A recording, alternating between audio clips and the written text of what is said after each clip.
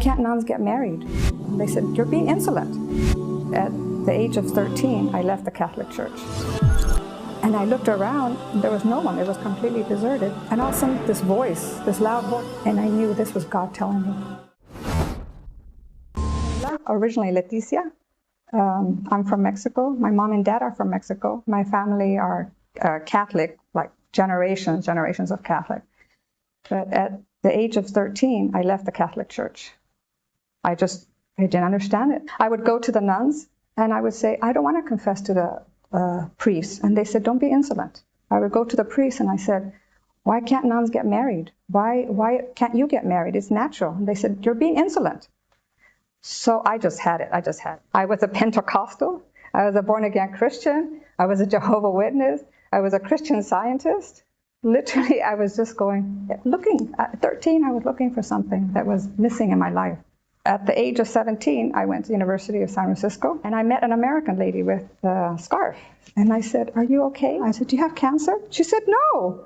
Why would you say that? And I said, well, your scarf, you're hiding your bald head. She said, no, I'm a Muslim. And when she said Muslim, I went, and she said, why do you say that? And I said, I know about Islam. And I said, I see them hitting themselves and the blood going. And she said, no, that's not Islam. She gave me books, she gave me cassettes. And I was shocked. I never realized how beautiful the religion was. So one time I was at the university and I was running late for class. And I was in my bicycle. And this was later, like around 7:30. And it was dark. And I was just running in my bicycle. And I was thinking about Islam. And I was thinking about all the other religions. And I had that, how am I doing the right thing? Because I was ready to convert. So I was going really fast on my bicycle.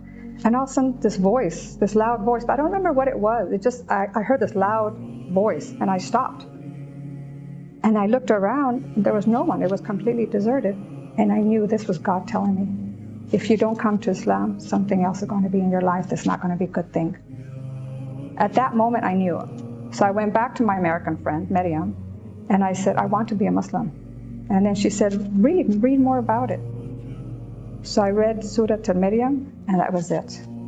I just knew if women had such a high degree in Islam, I wanted to be part of that. I didn't have any concerns when I became a Muslim because I did my research. I had gone to so many other religions, and I saw all the holes, and it just wasn't complete. So when I came to Islam, I did my research. I did my reading and asking questions, and anyone who would answer me was very helpful. The only concern I had was my parents accepting me.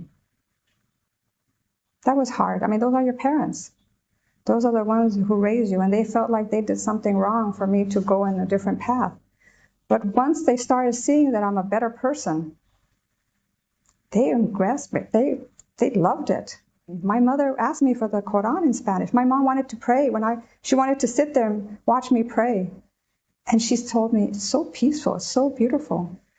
And when I put the call for prayer, she said she had goosebumps.